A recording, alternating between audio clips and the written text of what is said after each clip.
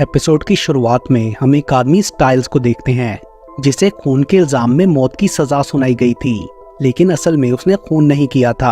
वो ईमानदार, धार्मिक और अपने देश का एक इज्जतदार सैनिक था। उसको मौत के लिए इंजेक्शन दिया जाने वाला था। एक प्रीस्ट उसे अपने गुनाह कन्फेस करने के लिए कहता है, लेकिन स्टाइल्स प्रीस्ट को कहता है कि उसने किसी का खून नहीं किया।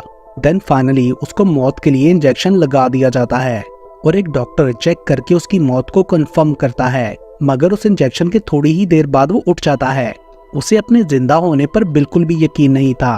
वो ऑफिसर से पूछता है कि उसे जिंदा क्यों रखा गया, तो वो जवाब देते हैं कि क्योंकि वो पहले एक सैनिक था, इसलिए उसे मरने से पहले एक ऑप्शन दिया जाता है कि वो खुद को एक मेडिकल एक्सपेरिमेंट के लिए सबमिट कर दे, वरना उसे तुरंत मौत का इंजेक्शन दे दिया जाएगा।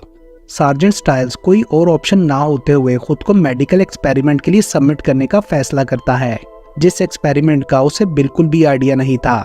देन एक डॉक्टर कर्सा उसे एग्जामिन करने के लिए आती है। जब वो उसे एग्जामिन करती है तो उसके हाथ कांपते हैं क्योंकि वो उसे खूनी समझती थी। स्टाइल्स उसे कहता है कि उस पर जो भी इल्जाम लगाए गए वो सब झूठ हैं, लेकिन वो विश्वास नहीं करती क्योंकि उसने टीवी पर न्यूज़ सुन रखी थी। वो उसे कहती है कि तुमने 11 बेगुनाह लोगों को मौत के घाट उतारा। तब वो बताता है उसने सिर्फ तब लोगों को मारा जब वो अपनी ड्यूटी पर होता था और जब उसे अपने सीनियर ऑफिसर्स की तरफ से ऑर्डर मिलता था। लेकिन ऑफिसर्स ने उस पर झूठा इल्जाम लगाकर लोगों को ऐसा बताया कि लोगों को लगने लगा कि वो एक खूनी है। वो डॉक्टर को कहता है कि मुझसे मत डरो, मुझे फंसाया गया है, पर कर्सा उस पर भरोसा नहीं करती और कहती है कि उसके मानने या ना मानने से कोई फर्क नहीं पड़ता।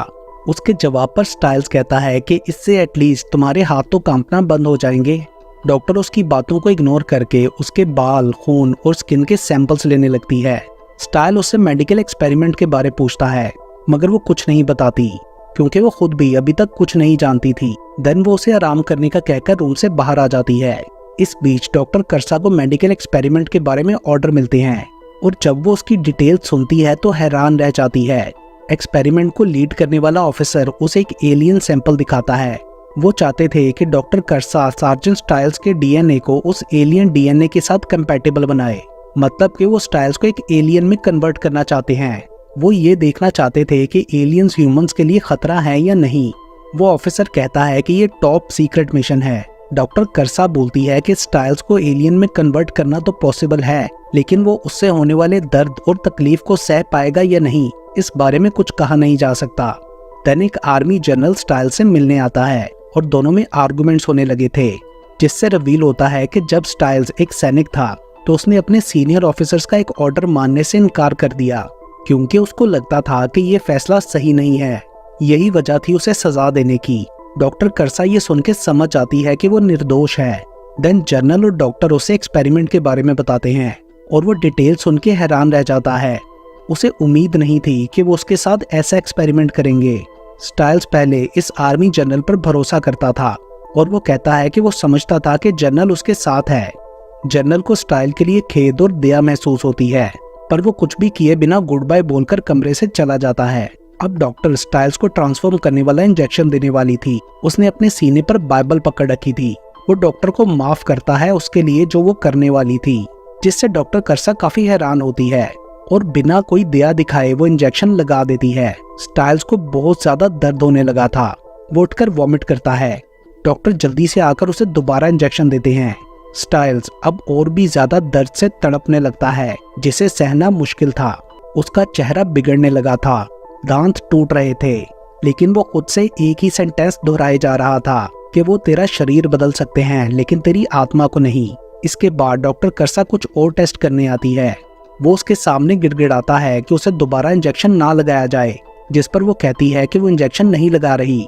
वो इंसान होने के नाते कुछ डिग्निटी दिखाने की भीख मांगता है और उसे कुछ कपड़े देने को भी बोलता है।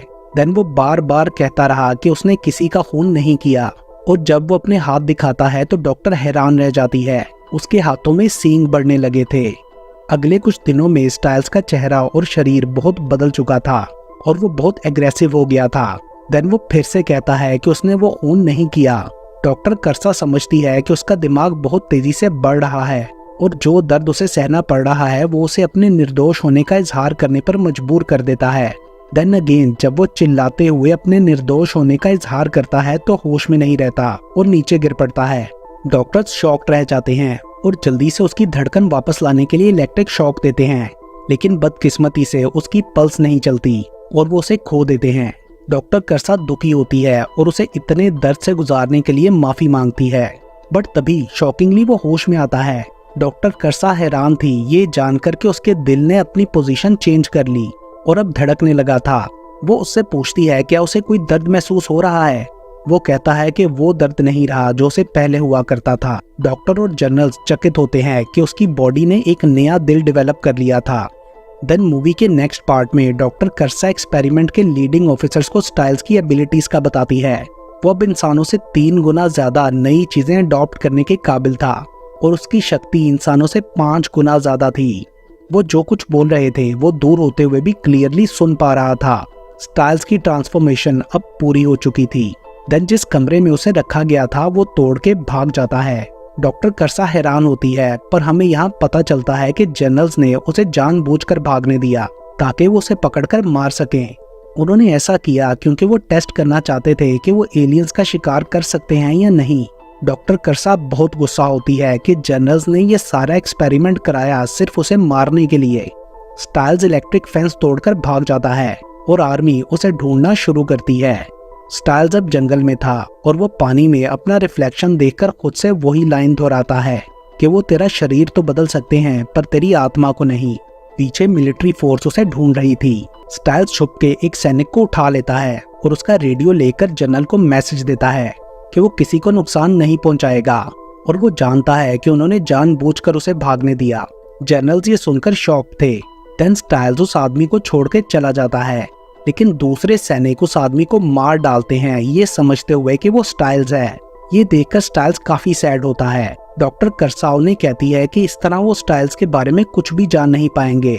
बस इन हमलों से उन्हें ये पता चलेगा कि स्टाइल्स इन सब का सामना कैसे करता है। जनरल उसकी बात सुन तो लेता है पर सीरियस नहीं लेता और खुद स्टाइल्स को पकड़ने चला जाता है। बाकी सैनिक भी जनरल के साथ उसे ढूंढ रहे थे। तभी एक तरफ सोल्जर्स को अजीब सी आवाज सुनाई देती है जिससे उनका माइंड कंट्रोल में नहीं रहता, जबकि जंगल की दूसरी तरफ सोल्जर्स अभी भी स्टाइल्स की तलाश में थे। तभी अचानक स्टाइल्स जनरल को पकड़ लेता है और गन पॉइंट पर कहता है कि सैनिकों को बताए कि वो कौन है।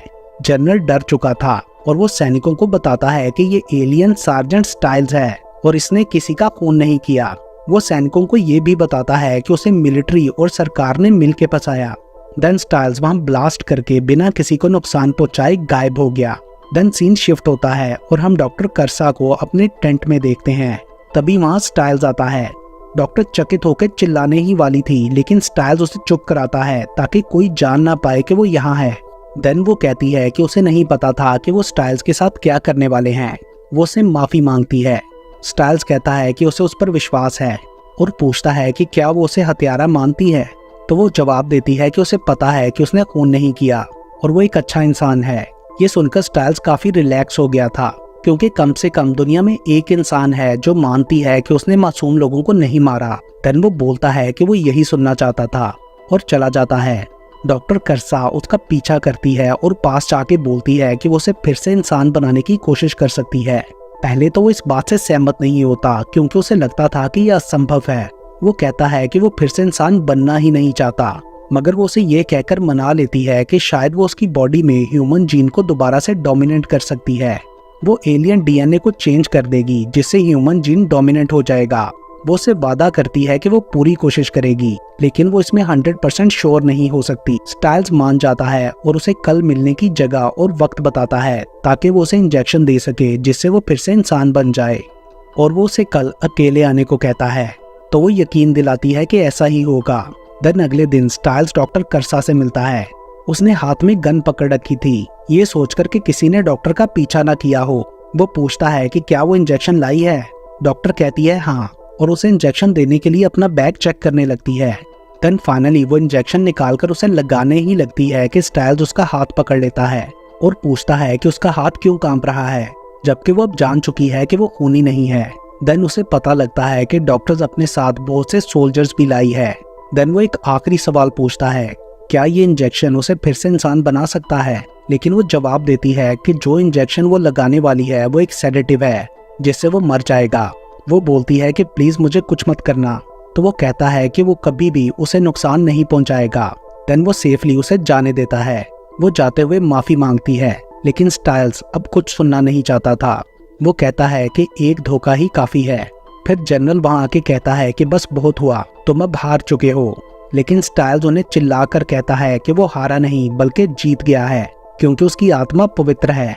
जनरल्स उसका साहस देखकर एक बार फिर से इम्प्रेस्ड थे, लेकिन वो अब उसे मारने के लिए एकदम तैयार थे ताकि उसे छुटकारा पा सकें। स्टाइल्स कोई भी हमला नहीं करता और अपने हाथ उठाकर गोली खाने के लिए तैयार हो जाता है। जब वो गोली चलाने लगते हैं तो एक अजीब आवाज आती है, जिससे सोल्जर्स के माइंड आउट ऑफ कंट्रोल हो गए थे। सभी सोल्जर्स और जनरल वो बात बर्दाश्त नहीं कर पाते और नीचे गिर जाते हैं। अचानक बहुत सी एलियंस पोर्टल से अपीयर होने लगते हैं, जिससे सब हैरान थे। वो बिल्कुल स्टाइल्स की तरह दिखाई दे रहे थे। एक एलियन स्टाइल्स के पास आता है और उसके चेहरे को दोस्ती भरी नजरों से देखता है। एलियन अपना हाथ उसके कंधे पर रखता है और स्टाइल के साथ गायब हो जाता है, और बाकी सभी एलियंस भी पलक झपकते ही गायब हो चुके थे। जनरल इस सबसे खुश थे, लेकिन डॉक्टर खुश नहीं थी, क्योंकि वो जान चुकी थी कि उनका टेस्ट फेल हुआ। एलियंस ने सब कुछ जानबूझकर सेटअप किया था ताकि उन्हें पता चले कि इंसानों की नेचर क्या है, और वो जान गए कि इंसान कितने बुरे हैं।